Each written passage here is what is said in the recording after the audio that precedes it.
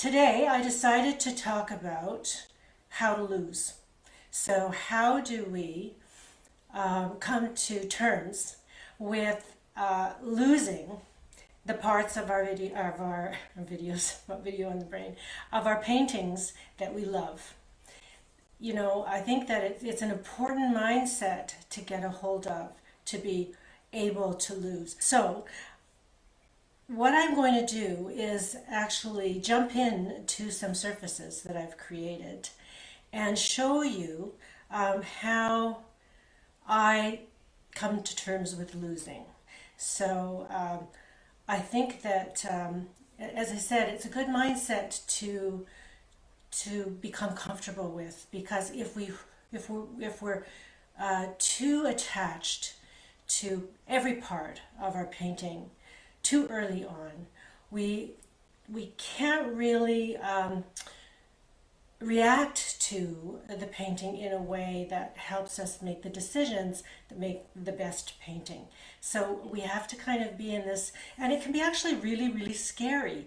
You know, there's a lot of surprising fear in painting, and I'm not sure why that is, but I think that it's about attachment to our work and also our hopes and dreams for what that work is going to become. But I hope that I can convince you to just leave yourself a little bit of space when you're starting out a painting, to be open in your mind, open in your expectations, and part of that is allowing yourself to lose. And here is a decorated surface, what I call a decorated surface.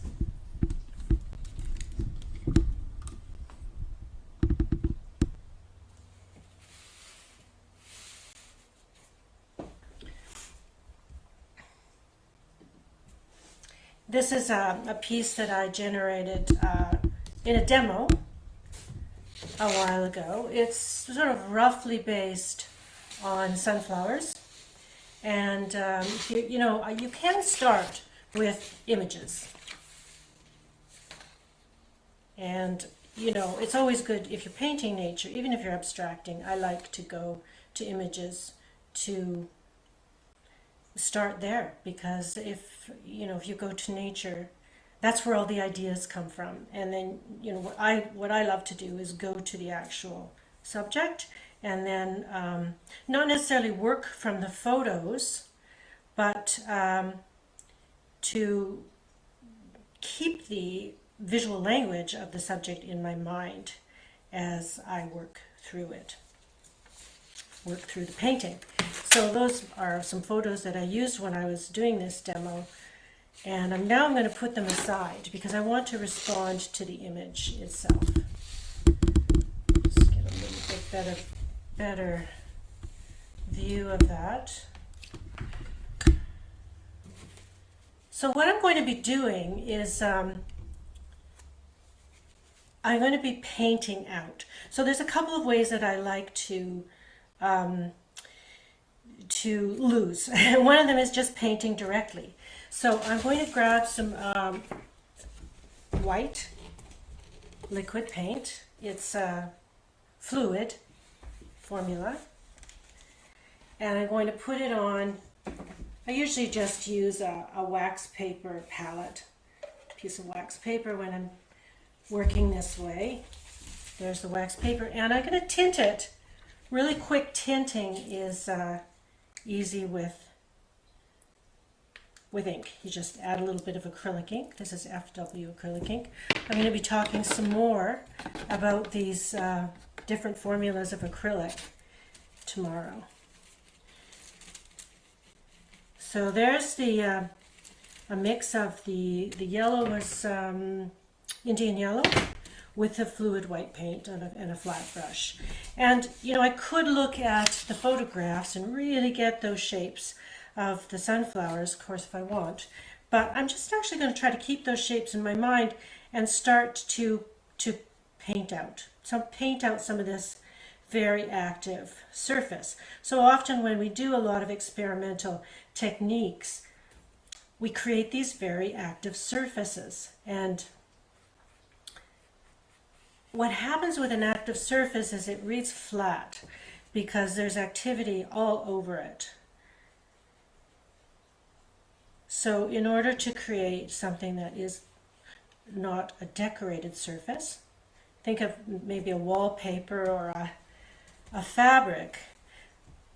Those read flat because they have repeating pattern, and they really work more as decorated surfaces. But with a painting, we want something that's got a little bit more, first of all, maybe a unified composition eventually, but also the sense of maybe layers moving in and out. So the first step is to try to lose. And I'm really just working intuitively here. I'm using some of the visual language of sunflowers. There's the centers and the petals. But really what I'm doing is letting go of a lot of this.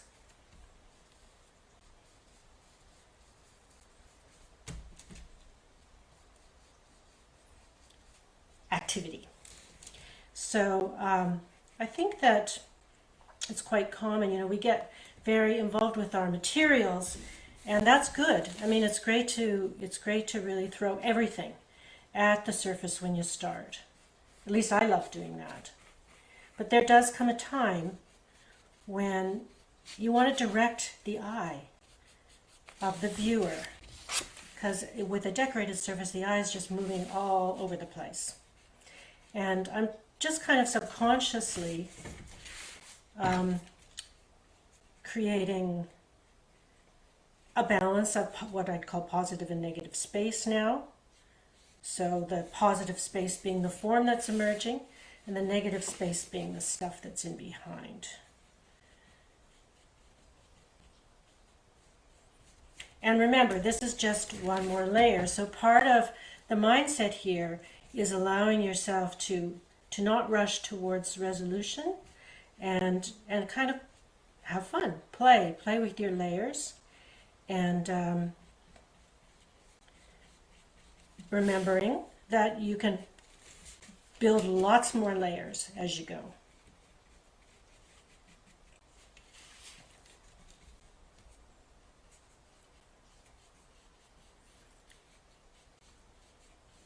So I'm going to paint out quite a bit here.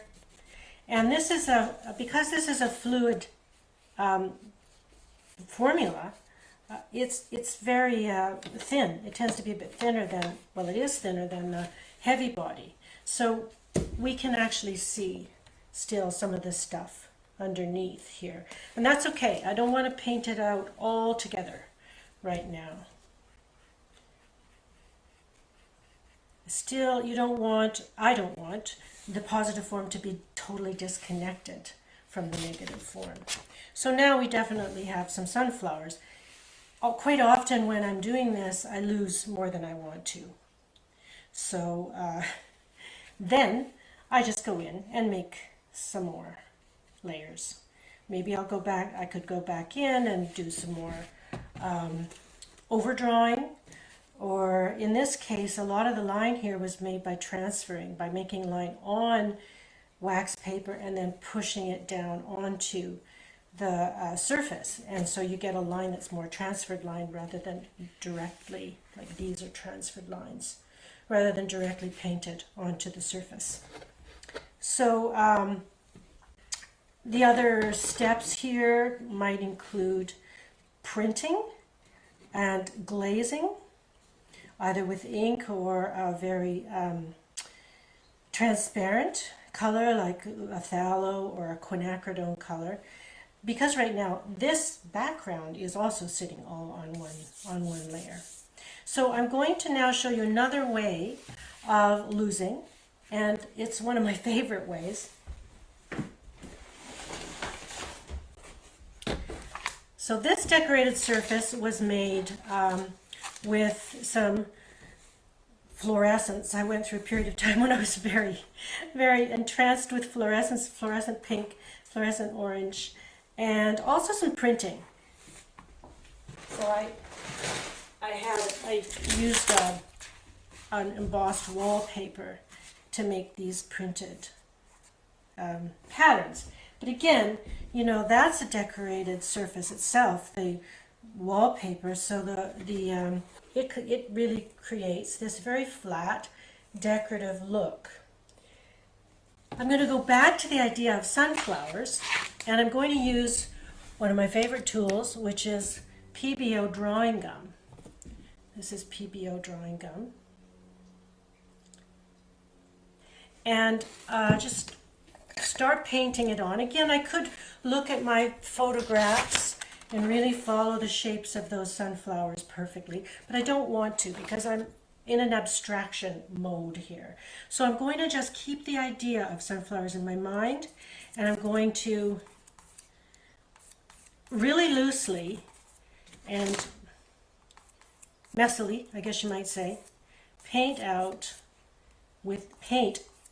with the drawing gum these shapes that are sunflower-like. So the visual language is these linear petals, maybe some stems, the circles of the flower heads where the actual flowers are, and eventually the seeds of the sunflowers.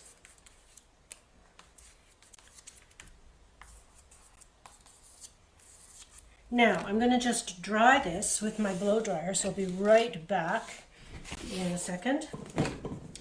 Normally I would really make sure this was very, very, very dry before I do the next step, but I don't want to keep you here all morning while I blow dry this. Usually it does dry pretty quickly, this PBO drawing gum, but while we're still waiting on that a little bit, I will make up this mix again, the white fluid with some tinted yellow again, just for consistency's sake. So you don't need much of the ink because it's really intense. And mix it up. This time I'm going to use a brayer to just cover the area that is not, cover the whole surface. So what it's going to do is cover the areas that haven't been protected with the drawing gum. So let's see what happens. And this is just a really quick way of getting paint down.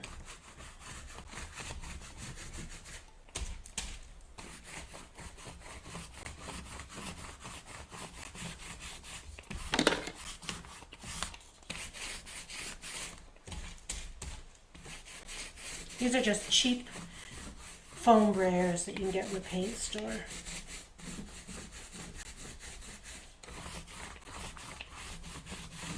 Now again, I'm going to have to dry this because the next thing we're going to do is lift the drawing gum. So I'll be right back.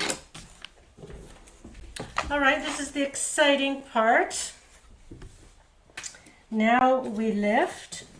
You can get a special eraser for this. It's a gum eraser, or what do they call it? A crepe eraser, crepe lifting eraser.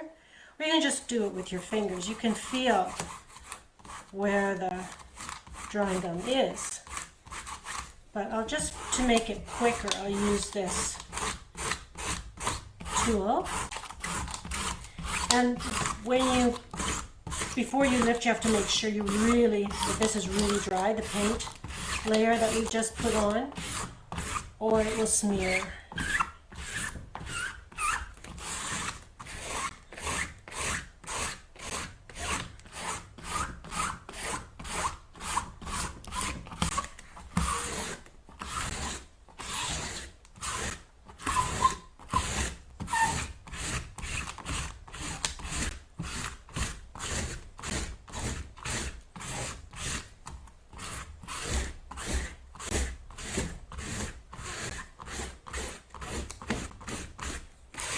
So you can see the form emerging now. And as I said, you know, this is just one layer of many layers that I would create. And tomorrow, when I do my demo on different formula of acrylic paint, I'll use them on these pieces that I've been working on today to show you how different types of acrylic paint work as we move up through the layers. So heavy body, fluid, high flow, and inks. So it's created this kind of flower-like image, and yet it's a little bit abstracted because of the process of using the drawing gun, which is a little bit hard to control, and I purposely also use it a little bit in a bit of a free way, as you can see. So that's my pop-up surprise today, and I look forward to carrying on this conversation tomorrow in our Facebook Live.